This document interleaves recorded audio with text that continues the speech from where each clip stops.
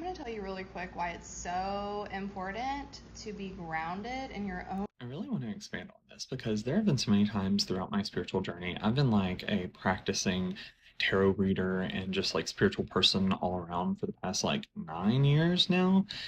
And throughout my journey, there have been so many people who just like give you unsolicited advice on how simple manifesting can be and like how to manifest correctly. And especially on TikTok, I will see people all the time who are like, oh, well, you just write down what it is that you're wanting 5 times, 3 times, 15 times, 10 times, whatever, under the full moon, write it down on a piece of paper, fold it towards you 15 times, eat it. I'm just kidding, but like it's stuff like that. And really, just like she said in the video that I'm stitching, really what it comes down to is your energy. And especially on TikTok, you will see people all the time that are like, write this down, visualize, like so on and so forth, be grateful, practice gratefulness, all this other stuff.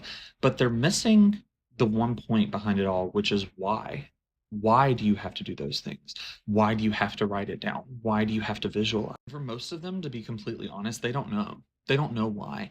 They heard someone else say the things they're repeating now, and then it worked for them, so they're just telling everyone else to do it.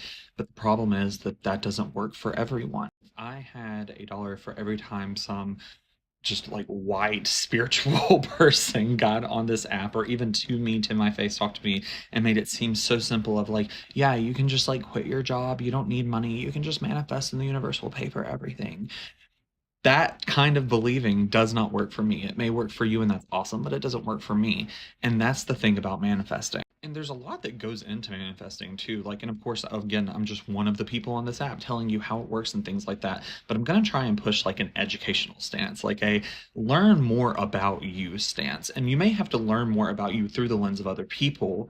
But then once you learn, you can take and leave whatever resonates and whatever doesn't. For me, getting into astrology helped a lot. A lot of people still to this day, especially on YouTube, they will comment and be like, oh, the stars don't do anything, blah, blah. Great, that's good for you. But for me, it does a lot and it helps a lot. Another thing was learning about the different soul types that are listed in the body graph. My body graph, if you go to my body graph, I think it's just like mybodygraph.com or something like that. Just Google my body graph and you put in your birth information. It will tell you what soul type you have. And like, I'm a manifester.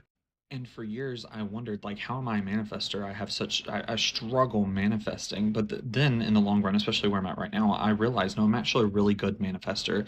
I am manifesting what is in my soul, what is in my energy. If I have trauma in my soul, if I have pain in my soul, things that I'm holding on to in my soul, heartbreak in my soul, I'm manifesting that.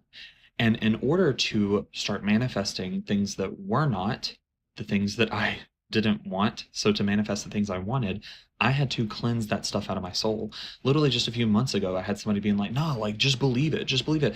I can believe in my head, like, oh, good things are coming to me. But if I still have the things that I'm holding onto in my soul that I don't want anymore, the good things that come to me are just going to be layered over more of what's in my soul because that's how I'm being. If I'm just sitting here forcing belief in my head that everything's working out and everything's great and everything's going to be beautiful and awesome and magical and rainbows and everything's going to be perfect, but in my soul I'm still carrying so much pain and so much evidence that that's not the truth, then I'm not going to manifest beautiful, magical, amazing rainbows. I had to go through a long process that really peaked this year in cleansing that from my soul, getting it out of my soul, and being in a state where two things can be existing at the same time, even if they seem like opposites. I have went through adversity. I am grateful for my blessings. Those two things can come together and exist in one unison, one togetherness, two sides of the same coin. They can work together for you to manifest a life that you're happy with. If you want more information on what this has looked like for me, I can gladly give it. But the most important thing here is for you to look at it for you. How do you manifest? Some people manifest super well, super easy, just being like, okay, I visualize, it's mine, there we go. And there's nothing in their soul holding them back. But because of my soul type, because of my astrology, because of whatever, I hold on to trauma deep within myself. And it affects how I treat other people. Sometimes I'm way too empathetic towards other people. Sometimes I'm not empathetic enough. Sometimes it causes apathy. Sometimes it causes things inside my being that my actions don't reflect, so I'm not necessarily seeing it. I had to get in touch with deeper parts of myself in order to really be in line with my manifestations and start manifesting what I really want. Because for a while I was manifesting things that I thought I should want rather than what I wanted. And it's been a long process. So ultimately, at the end of the day, you have to listen to yourself. If somebody says something that there is even the slightest little bit does not resonate within your soul, deep within yourself, if you, or even just like a little bit, just in your head, it makes you anxious. It does anything that throws off your energy. There's a good chance that manifestation technique is not for you. And that's okay, because there is one that will be for you. It may be something as simple as just sitting in the energy of wealth and health. That's something I did for a while. I would meditate, and I would just say wealth, health, abundance, success. And I would just say that. I wouldn't say, "Oh, I'm so grateful for this. This is what my success looks like." I just sat in the energy of health, wealth, abundance, success. And I'd sit there and I'd just meditate on it. I would literally sit there as I was going to sleep at night and say, wealth, health, abundance, success.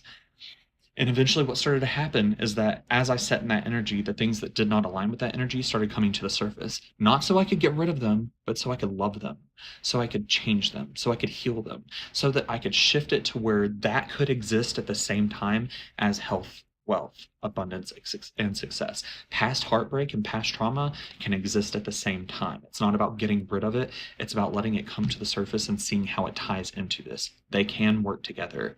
And that is my advice today is before you go and listen to some sham or some like just super quick fix to manifesting, check in on yourself. Like tie mental health into your spirituality. Stay grounded in your mental health. Find a way to love the things that you would deem as negative before you start trying to deep dive into manifestation, because the true secret is you're manifesting all the time. You are constantly manifesting your reality. And it doesn't matter how much intention you add to the manifestations you want to bring in, as long as your soul is bound and surrounded in certain things, that is what you're going to bring in. Hope that helps.